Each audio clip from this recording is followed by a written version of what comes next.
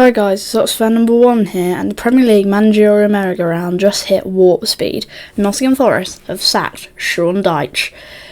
We're sitting here as Ox fans trying to figure out how to stay in the Championship, while Forest are out here trying to break world records. This is their third manager gone this season: Nuno, Postecoglou, and now Dyche.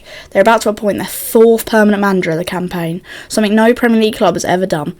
Let's talk about why the Dyche bail experiment failed and the absolute chaos at the City ground. The end came in the early hours of this morning, just a few hours after Forest's 0-0 draw with Wolves last night, and honestly, that game was a perfect summary of why Dyche has to go. Forest had 35 shots against rock-bottom Wolves and couldn't find the net once. Lorenzo Luca missed a literal open goal from 6 yards out. When you dominate a game that much and still can't win, the owner of Angelos Marinakis is always going to lose his patience. Dyche was brought in to steady the ship, but instead he's left them just 3 points above the relegation zone. The fans were booing at full time, and by 12:30am the club statement was out. 114 days, that's all he got.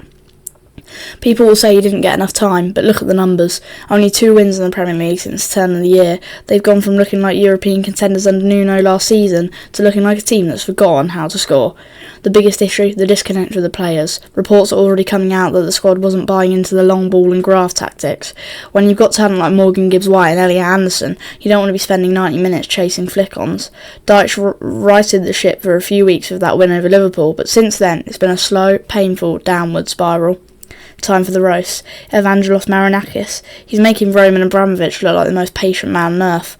4 managers in 1 season. At this rate, the club mascot will be in the dugout by April. Lorenzo Luca. That miss against Wolves should be studied in schools. It was harder to miss than it was to score. He basically sacked his own manager of that one. The Dychesaurus era. It was short, it was loud, and it involved a lot of 1-0 losses. It turns out you can't just grit your way out of a modern Premier League relegation battle. Vitor Pereira, he is the favourite to take over. The same Vitor Pereira who sat by Wolves earlier this season. Only Forest would fire a manager for drawing with Wolves and then hire the guy Wolves fired for being rubbish. Forest are in free-for-all, Spurs are in a mess, and West Ham bringing down their necks. It's absolute carnage in the bottom half.